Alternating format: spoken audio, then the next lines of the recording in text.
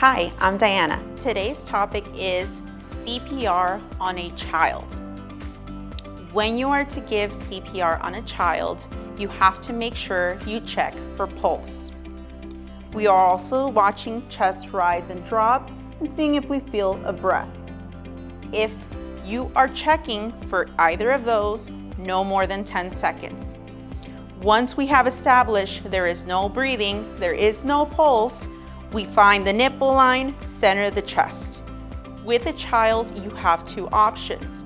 You can use both hands like we demonstrated in the adult technique, where you use the heel of one hand and interlace your fingers, or you can use the one hand technique, still using the heel, but now you will support your wrist.